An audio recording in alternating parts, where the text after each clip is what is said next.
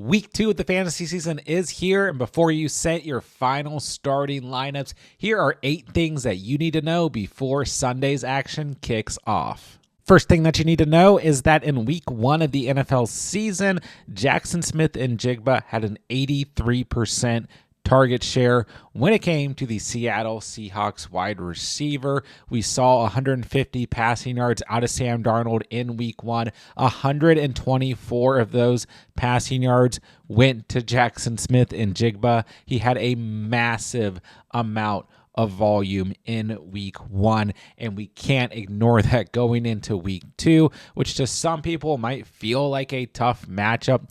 Looking at the Pittsburgh Steelers, and they did rank 14th against wide receivers in week 1 in terms of fantasy points allowed, but that's because the Jets have one wide receiver named Garrett Wilson and essentially nobody else. And Garrett Wilson still had a monster fantasy day in week 1. 22.5 fantasy points for Garrett Wilson, 9 targets, 7 catches, 95 receiving yards, and a touchdown. By all accounts, here in week 2 of the season, Jackson Smith and Jigba is a must-start wide receiver that absolutely needs to be in your starting lineup if you guys own him. And there's just no way I can't head straight to Underdog to take the over on Jackson Smith and Jigba's total receptions, only sitting at 5.5, coming off of a game where he had 13 targets and 9 receptions. I'm headed straight to Underdog, take the over on JSN's receptions here in week 2. And don't forget, all new users who sign up on Underdog using promo code THECATCH are getting a free NFL Pick Em to use towards week 2 NFL action.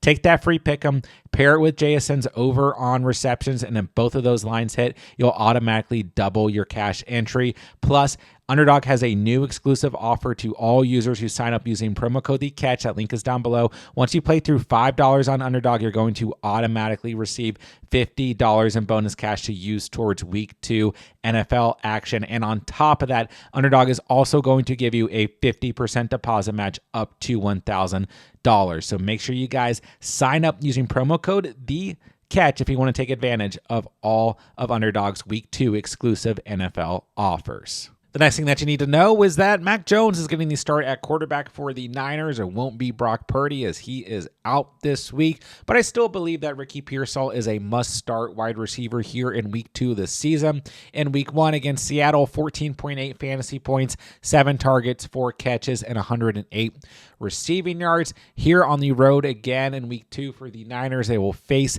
the New Orleans Saints, who once again on paper ranked pretty high against opposing wide receivers in week 1, giving up the 7th fewest fantasy points to opposing wide receivers, but similar to Garrett Wilson, who we just talked about, when you look at the makeup of the Cardinals roster, there's one wide receiver. It's Marvin Harrison Jr. and Trey McBride at tight end, but no other wide receivers essentially. 6 targets, 5 catches, 71 receiving yards, a touchdown, 18.1 fantasy points for Marvin Harrison in week 1. And Kyler Murray missed him on what could have been a massive play and would have given Kyler Murray a much better week 1 and Marvin Harrison Jr. a massive week 1.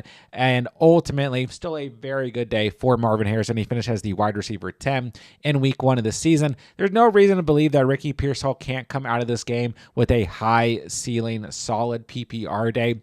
Mac Jones was still able to support Brian Thomas Jr. through plenty of solid fantasy finishes last season when he was with the Jaguars, when Trevor Lawrence was out. So I'm not worried about Ricky Pearsall. Plus, we have to remember, nobody is healthy on this team except for Christian McCaffrey and Ricky Pearsall right now. Time of recording this, Jawan Jennings still listed as questionable. George Kittle is out.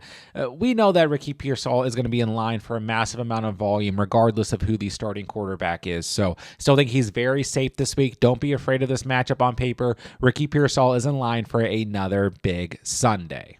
The next thing that you need to know is that I think TreVeyon Henderson is a must-start player at the running back position. We look back to week 1, just 11.1 fantasy points, and we still saw a good amount of volume go to Ramondre Stevenson. Henderson was only on the field for 35% of snaps, and Stevenson was on the field for 65% of snaps. But Stevenson was incredibly inefficient in week 1 with 2.14 yards per carry, 2 catches for 12 receiving yards. Henderson had 5.4 yards per carry, 5 rushing attempts, 27 rushing yards, but also 6 targets, 6 catches, 24 receiving yards for Henderson in week 1. And Drake May threw the football 46 times, spread it out to a lot of different players on the Patriots. But if TreVeyon Henderson is going to have this pass catching role with the Patriots, he's going to be valuable nonetheless. But now they're facing the Miami Dolphins here in week 2, who just got absolutely torched left and right all over the field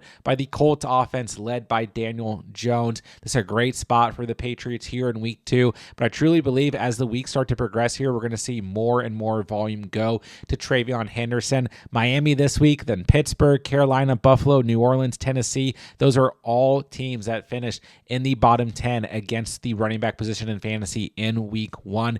Henderson's season is coming, and I think it could absolutely start here in week 2. The next thing that you need to know is that in week 1 of the fantasy season, Tyler Warren led the Colts in both targets and receptions with 9 targets and 7 receptions, finished with 14.9 fantasy points. The game, he was also one of Daniel Jones' first read on a majority of offensive plays. And I think here in week 2, while it is a tough matchup against the Denver Broncos as a whole, a much more difficult matchup than the Dolphins, who they got last week, we just talked about. I think that this is good for Tyler Warren because another thing that Daniel Jones really likes to do is he likes to throw to the middle of the field, and he is going to absolutely need to get the football out fast today against this Broncos defense. And while, there are other players like Michael Pittman, who I'm really worried about today, and even Jonathan Taylor to a degree, although you still got to start him, right?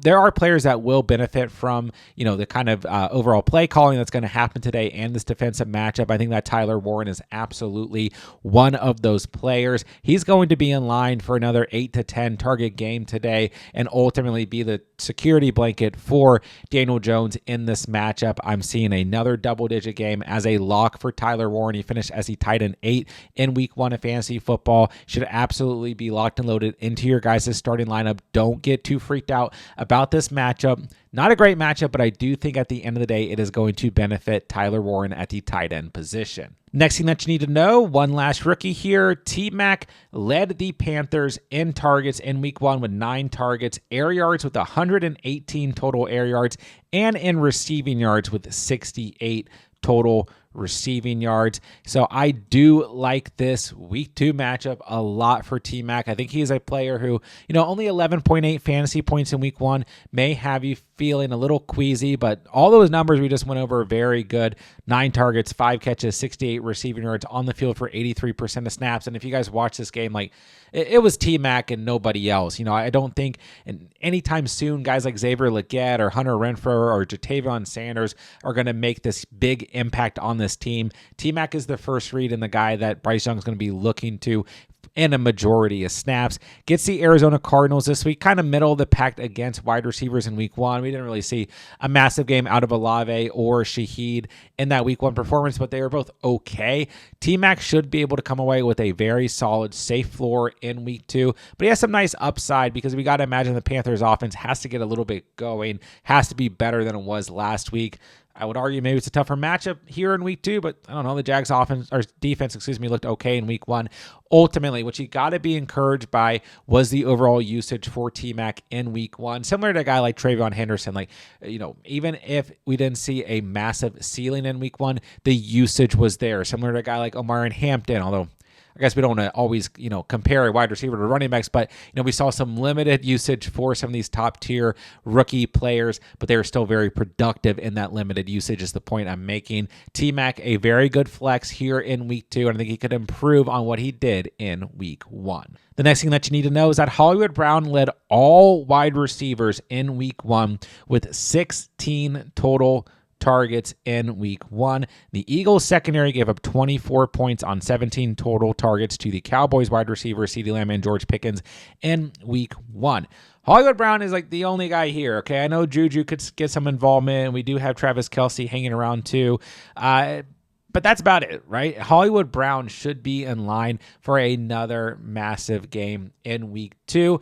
I do think that this is a stiffer matchup against the Eagles, but like I said, this Eagles secondary still looked a little bit loose in that week 1 matchup against the Cowboys. This is a home game for the Chiefs. I do think that Hollywood Brown is a very safe flex play here in week 2. And he still only sits at 75% roster. Like if you guys are in, a more shallow league and need a last minute plug and play on the, flex, go check if Hollywood Brown is available, but for a majority of you guys, he's not going to be. But I do think he is a player who, once again, will lead this team in targets in week 2.